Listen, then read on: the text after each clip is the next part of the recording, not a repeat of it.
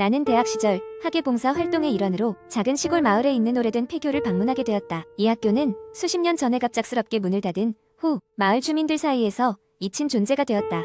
전해지는 이야기에 따르면 학교가 문을 닫은 이유는 학생들 사이에서 원인을 알 수 없는 심각한 질병이 퍼졌기 때문이라고 했다. 그런데 이상하게도 정확한 기록은 어디에도 남아있지 않았다. 마을에 도착한 첫날 밤, 우리는 폐교에 대한 소문을 듣게 되었다. 밤이 되면 학교의 창문에서 희미한 불빛과 아이들의 웃음소리가 들린다는 이야기였다.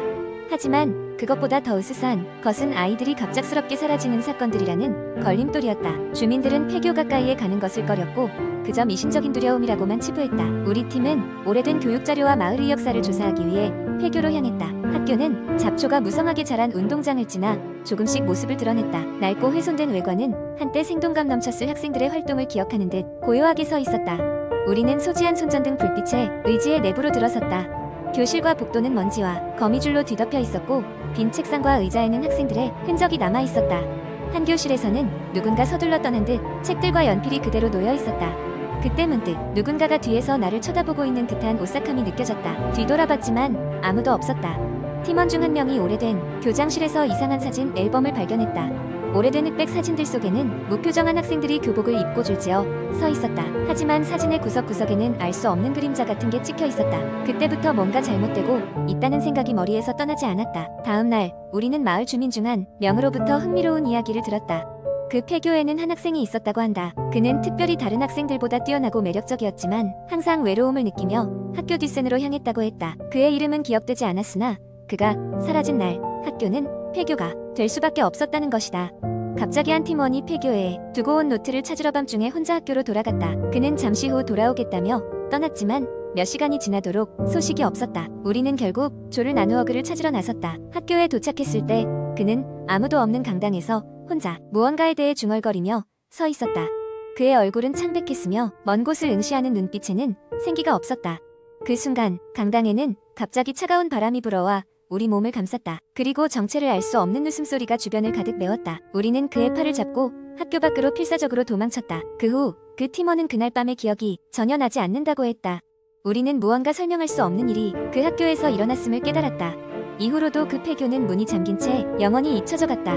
하지만 밤이 깊어지면 그곳에서는 여전히 웃음소리가 들린다는 소문이 마을에 떠돌았다. 두 번째 이야기. 어느 무더운 여름밤 대학생 민수는 친구들과 함께 도심에서 벗어난 작은 마을로 여행을 떠났다. 낡은 민박집에 짐을 푼 친구들은 근처 계곡에서 물놀이를 즐겼지만 해가 지면서 갑자기 기온이 뚝 떨어지자 하나둘 방으로 돌아오기 시작했다. 그날 밤 민박집 할머니는 지켜야 할 몇 가지 규칙이 있다며 조용히 얘기하기 시작했다. 첫째, 밤 11시 이후엔 절대 밖에 나가지 말거라. 둘째, 두꺼운 커튼을 꼭 쳐두어라. 마지막으로 뭔가 이상한 소리가 들리거나 이상한 일이 벌어지면 절대 혼자 움직이지 말고 같이 다녀야 한다. 알았지? 친구들은 할머니의 말이 농담이라고 생각하며 웃어넘겼다. 하지만 민수는 어쩐지 마음이 편치 않았다. 그날 밤 11시가 넘자 민수는 잠에서 깼다. 방 안은 이상하게 으스스한 느낌이 감돌았고 창밖에서는 이상한 소리가 들려왔다. 무언가 짐승이라도 우는 듯한 소리였다. 민수는 처음에 바람소리라며 자신을 위로했지만 소리는 점점 더 가까워졌다.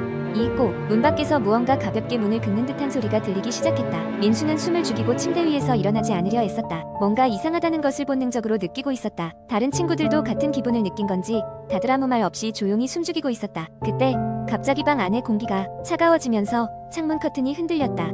민수는 자신도 모르게 커튼 쪽으로 다가갔다. 작은 틈 사이로 밖을 내다본 순간 그는 온몸이 얼어붙었다. 창밖 저 멀리 어둠 속에서 하얀 드레스 차림의 여인이 서서히 다가오고 있었다. 얼굴은 보이지 않을 정도로 머리가 어두운 색으로 덮여 있었으나 분명히 사람은 아니었다. 발소리도 없이 부유하듯 다가오는 그녀는 마치 꿈결 속이 장면처럼 현실감이 떨어졌다. 그때 민수의 뒤에서 친구 지훈이 그를 잡아당겼다. 야, 그러다 할머니에게 혼날라. 빨리 와. 민수는 정신을 차리고 커튼을 다시 닫았다. 친구들은 여전히 공포감에 휩싸여 있었다. 한참이 지난 후 민수와 친구들은 서로의 안전을 확인하며 방에 누웠다. 하지만 그날 밤 민수는 좀처럼 잠을 잘 수 없었다. 자꾸만 그 여인의 모습이 떠올랐고 이상하게도 그녀의 이미지가 머릿속에서 지워지지 않았다. 다음 날 아침 민박집 할머니는 그들에게 무슨 일이 있었냐고 묻지 않았다. 마치 아무 일도 일어나지 않았다는 듯 그녀는 그저 고요한 미소로 아침 식사를 차려주었다. 민수는 어젯밤 자신의 경험을 이야기하려 했지만 친구들은 농담삼아 그저 간밤의 꿈이라고 우겼다. 그러나 민수는 알고 있었다. 그것이 결코 꿈이 아니었다는 것을. 여행을 마치고 서울로 돌아온 민수는 한동안 그날 밤의 경험을 잊을 수 없었다. 인터넷을 통해 그 마을의 이야기를 조사해보았지만 별다른 정보는 찾지 못했다. 다만 몇몇 글에서 비슷한 경험을 했다는 사람들의 후기만 발견할 수 있을 뿐이었다. 누군가에게는 단순한 도시 전설처럼 들릴지 모르지만 민수에게는 그날의 무언가가 영원히 잊히지 않을 것이다. 세 번째 이야기. 어느 한적한 시골 마을에 한 소녀가 살고 있었습니다. 그녀의 이름은 지은이었고 부모님과 함께 오래된 한옥에서 생활하고 있었습니다. 이 집은 대대로 내려오는 집이었고 집안에는 몇 세대를 이어 내려온 묵직한 장롱이 자리하고 있었습니다. 지은의 부모님은 쉬는 날이면 늘 바쁘셨습니다. 부모님은 농사를 짓고 있었기에 거의 매일 새벽부터 밤늦게까지 일하셨습니다. 그래서 지은은 집에서 혼자 보내는 시간이 많았습니다. 그녀는 텔레비전이나 컴퓨터 게임을 즐기며 시간을 보내곤 했습니다. 하지만 어느 날부터인가 그녀는 이상한 소리를 듣기 시작했습니다. 처음 소리는 아주 작은 속삭임과 같았습니다. 밤늦은 시간 모든 것이 자고 있는 듯 고요한 집 안에서 귀를 찔러오는 듯한 소리로 누가 있니? 라는 낮은 목소리가 들려왔습니다. 지은은 그것이 바람소리일 것이라며 애써 무시했지만 소리는 거의 매일 밤 반복되었습니다. 소리가 날 때마다 지은은 서늘한 한기가 목 뒤를 타고 흘러내리는 것을 느꼈습니다. 그러나 부모님께 말을 꺼내기엔 용기가 부족했기에 지은은 이웃 친구에게 이를 털어놓았습니다. 친구는 처음에는 장난으로 넘기다가 점차 지은의 심각한 표정을 보고는 그녀에게 이상한 이야기를 하나 해주었습니다. 그 장롱은 사실 마을에 유명한 전설에 얽혀 있었다고 했습니다. 전해지는 말로는 예전 이 집에서 살던 한 여인이 사랑하는 이를 기다리다 끝내 만나지 못하고 그 장롱 앞에서 절망 속에 자결을 했다고 합니다. 이후부터 그 장롱에서는 그녀의 홀령이 남아 계속해서 무언가를 찾고 있다는 소문이 돌았습니다. 지은은 그 이야기를 듣고 소름이 돋았습니다. 그러나 현실을 외면할 수는 없었습니다. 그날 밤 그녀는 용기를 내서 소리가 나는 동안 방을 나서 장롱이 있는 거실로 다가갔습니다. 떨리는 손으로 장롱의 문을 열었을 때 아무것도 없었습니다. 빈 옷걸이들만 흔들릴 뿐이었고 속에는 평소에 입던 옷가지들 뿐이었습니다. 그러나 소리는 이제 그치지 않았습니다. 오히려 더욱 분명해졌습니다. 나를 보았니? 지은은 쏜살같이 방으로 뛰어들어가 이불을 덮고 숨죽이며 밤을 새웠습니다. 그날 이후로 소리는 날마다 점점 더 집요하게 그녀를 괴롭혔습니다. 어느 날 밤 그녀의 참을성은 한계에 달했습니다. 지은은 비상용 손전등을 들고 장롱 가까이에 앉아 소리가 들릴 때마다 나는 아무것도 모릅니다. 나를 내버려 두세요. 라고 외쳤습니다.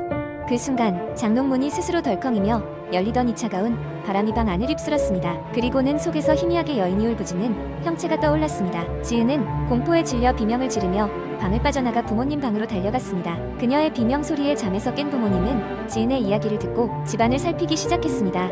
그러나 이상한 일은 거기서 끝나지 않았습니다. 그날 이후로 소리가 멈췄고 장롱은 더 이상 기이한 현상을 일으키지 않았습니다. 하지만 몇 달 뒤 지은의 가족은 장롱을 처분하기로 결심했습니다. 이상한 불안을 남긴 채 그들은 장롱을 버리고 다른 가구로 대체했습니다.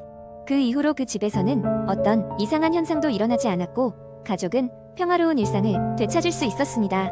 그러나 이야기의 끝은 아닙니다. 그 장롱이 어디로 사라졌는지 혹은 누구에게 넘어갔는지는 아무도 알지 못했습니다.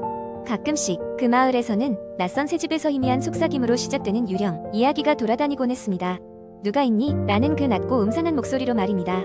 마을 사람들은 여전히 그 전설을 믿으며 장롱이 또다시 누군가를 찾아갈 것이라고 속삭였습니다. 혹시 그 장롱이 당신의 집에 있다면 어떨까요? 네 번째 이야기한 여대생이 친구들과 함께 여름방학을 맞이하여 시골에 있는 작은 펜션으로 여행을 갔습니다. 펜션은 숲속 깊은 곳에 위치해 있었고 주위에는 다른 집들이 거의 없어서 매우 조용하고 고즈넉한 분위기였습니다. 여행의 첫날 밤 친구들은 모닥불을 피워놓고 주변을 둘러싸고 앉아 이런저런 이야기를 나누고 있었습니다.